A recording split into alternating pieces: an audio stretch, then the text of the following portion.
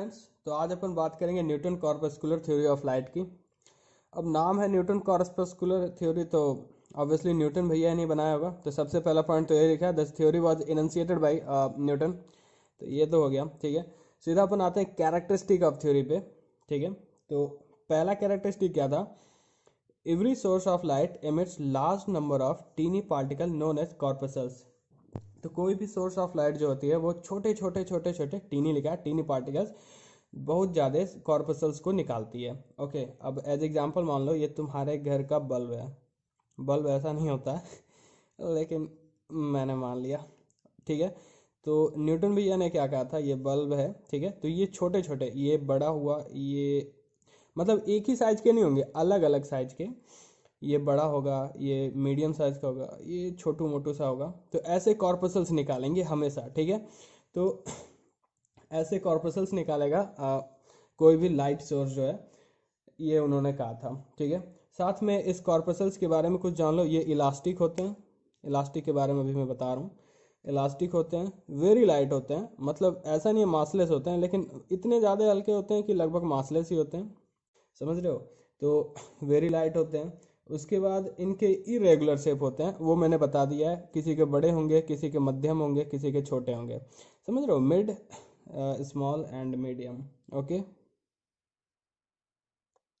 तो अपन बात करते हैं इलास्टिक क्या होता है। तो इलास्टिक मतलब इनका शेप चेंज नहीं होता है, समझ रहे हो। इनका शेप चेंज नहीं होता है, किसी भी कोलिजन या कभी भी इनका शेप चेंज नहीं होता। ये इलास्टिक होते हैं। जैसे रबड़ मान लो, ये रबड़ है, इसको मैंने खींचा, ये लो मैंने खींच दिया, ओके, वापस ये आके यहीं पर आ गया, तो इसे इलास्टिक कहते हैं। इसका शेप चेंज नहीं होता, कुछ भी तुम इस पर अप्लाई कर लो, वैसे ही होता है, इलास्टिक होता है। वेरी लाइट में बता दूं, बहुत छोटे हल्के भरके होते हैं, ठीक है क्या। दूसरा था corpuscles travel with speed of light. Obviously भाई, अगर स्पीड लाइट के साथ ये चलता है, मतलब लाइट के अंदर ये पाया जाता है कॉर्पसल्स, तो ऑब्वियसली ये भी उसी के स्पीड से चलता होगा। तो इस वजह से corpuscles travel with speed of light. Third option है, when these corpuscles strike the retina of our eye, then they produce the sensation of vision। मान लो भाई ये तुम हो, यहाँ पे तुम खड़े हो, चलो बुरा मान जाओगे तुम, मान लो ये मैं हूँ, ये मेरा रेटिना है, मेरे बाल हैं ऑब्वियसली, ठीक है।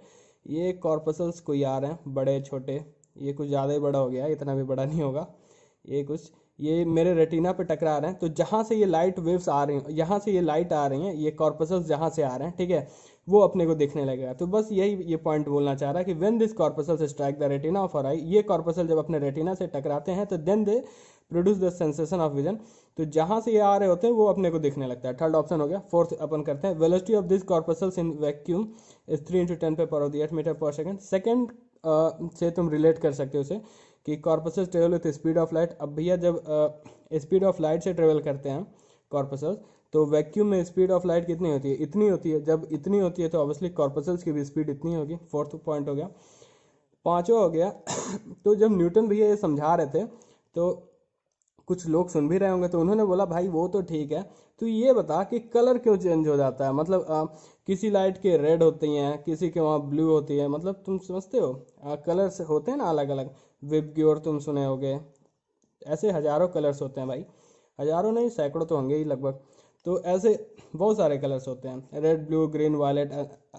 तो लोगों ने पूछा ऐसा क्यों होता है, तो न्यूटन ने तब बताया कि भैया देखो बात ये होती है कि जो कॉर्पसल्स होते हैं उनके डिफरेंट डिफरेंट साइजेस होते हैं, कोई बड़ा छोटा, मैं हमेशा बस यही 3 बना रहा हूँ, और भी होंगे, ये लो एकदम छोटा।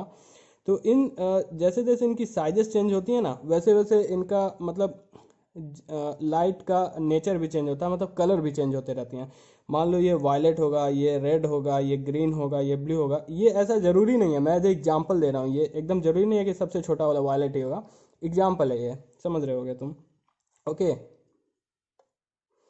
तो छठी बात ये भी बताई थी उन्होंने प्रॉपर्टी में कि rest mass of the corpuscle is zero. ठीक है, सुनने में बहुत आसान लग रहा है ये, rest mass of corpuscle is zero, लेकिन अब तुम पूछोगे रेस्ट मास क्या होता है भाई साहब। तो रेस्ट मास क्या होता है मैं तुम्हें समझाता हूँ। मान लो ये जीप है कोई, महिंद्रा थार है, समथिंग ऐसा लग नहीं रहा, ठीक है। ये किसी हाई वेलोसिटी से जा रही है, याद रखना हाई वेलोसिटी से जा रही है, मैं बताऊंगा आगे क्यों हाई वेलोसिटी से जा रही है, ठीक है। तो इसमें जो इसकी काइनेटिक एनर्जी है ना, उसे हटा दो, बाकी जितनी रेस्ट एनर्जी है उसको इन्वॉल्व करके निकलने वाला मास जो होता है ना, वही रेस्ट मास होता है। ठीक है। इसका एक फॉर्मूला होता है m equal to M naught under root में 1 minus v square divide by v by c का स्क्वायर एक्चुअली, ठीक है।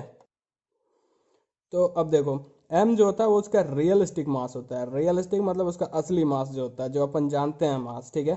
m नॉट जो होता है वो उसका रेस्ट मास होता है, समथिंग रेस्ट मास।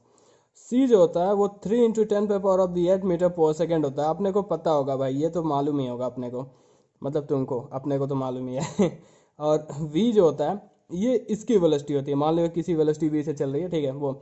अब मान ले भाई ये कोई छोटा मोटा सा वेलोसिटी हुआ, मान लो कुछ 10 किलोमीटर पर आवर से जा रहा है और नीचे 3 इंटू 10 पे पावर ऑफ द 8 मीटर पर सेकंड से जा रहा है, मान लो 10 मीटर पर सेकंड से चल रहा है, समझ रहे हो, ये समथिंग समथिंग जीरो हो जाएगा, तो ये अपने आप m equal to M naught हो जाएगा, मतलब realistic mass equal to rest mass, ठीक है।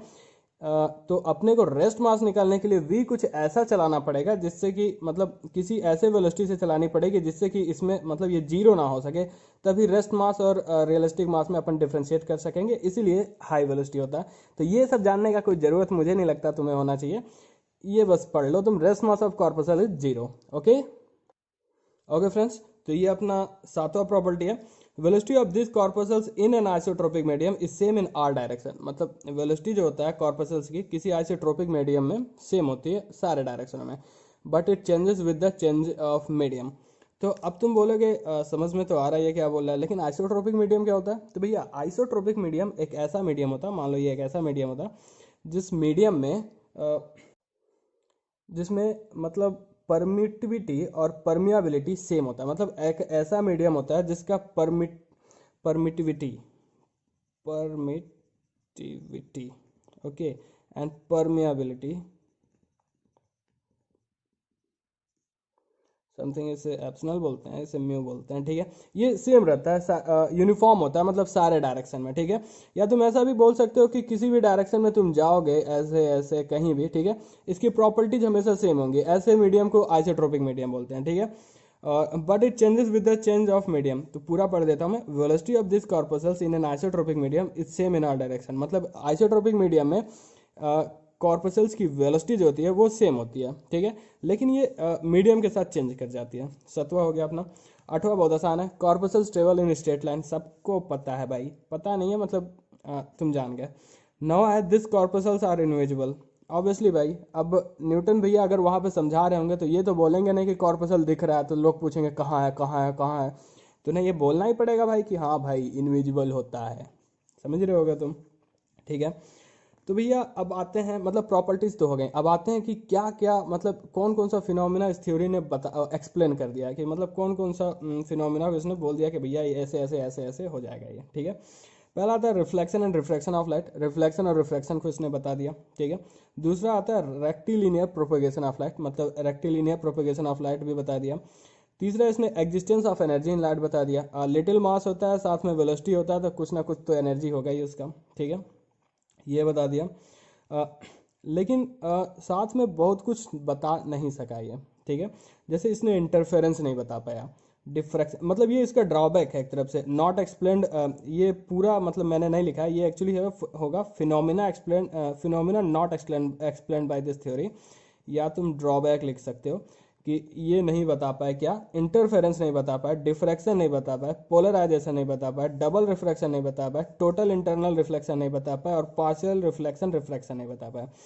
ये दोनों तुम अभी पढ़ोगे क्लास 12 वेव ऑप्टिक्स में, ठीक है। TIR तुम रे ऑप्टिक्स में पढ़ोगे, पार्शियल रिफ्लेक्शन भी तुम बाद में पढ़ोगे, लेकिन बता देता हूँ मैं, पार्शियल रिफ्लेक्शन मतलब एक पार्शियली रिफ्लेक्ट होता है, पार्शियली रिफ्लेक्ट होता है, इसे बोलते हैं, ठीक है। एक और चीज़ ये एक्सप्लेन नहीं कर पाया, वो था velocity of rarer medium is greater than velocity of denser medium. तुम्हें पता है लाइट जो होता है रेयरर मीडियम में ज़्यादा तेज चलता है डेंसर मीडियम से, ठीक है। ये VR जो है वो है velocity of light in rarer medium, ठीक है। वैसे VD जो है velocity of light in denser medium, ठीक है। तो असली में तो ये होता था velocity of light in rarer medium is greater than velocity of light in denser medium, लेकिन अकॉर्डिंग टू न्यूटन भैया, न्यूटन के थ्योरी के अनुसार velocity of denser medium is greater than velocity of rarer medium. और ये एक बहुत बड़ा ड्रॉबैक था, जब बाद में पता चला कि वेलोसिटी ऑफ असली में velocity of rarer medium is greater than velocity of denser medium, जबकि न्यूटन भैया बोला करते थे कि डेंसर में ज़्यादा होगा, रेयरर में कम होगा। समझ रहे हो? ठीक है, तो दूसरा हो गया। तीसरा ये नहीं बता पाए फोटो इलेक्ट्रिक इफेक्ट कैसे होता है, ये भी नहीं इन्होंने वो बता पाए है। ठीक है, चौथा इन्होंने decrease in weight of light source भी नहीं इन्होंने बता पाया। ठीक है, कि ये भी नहीं बता पाया कि कुछ दिनों में लाइट सोर्स डिक्रीज क्यों होने लगती है, मतलब उसका वेट डिक्रीज क्यों होने लगता है, ये भी नहीं बता पाया एक्चुअली। तो इस वजह से ये थ्योरी जो है यहाँ पे पढ़ सकते हो तुम, फेल हो गई। ठीक है दोस्तों, इसी के साथ ये टॉपिक खत्म होता है। आप लाइक कमेंट शेयर सब्सक्राइब करना मत भूलें। ठीक है, पसंद आए तो लाइक ज़रूर कीजिएगा, और कुछ ना आए तो कमेंट करके ज़रूर बताइएगा क्यों नहीं पसंद आया। Thank you guys.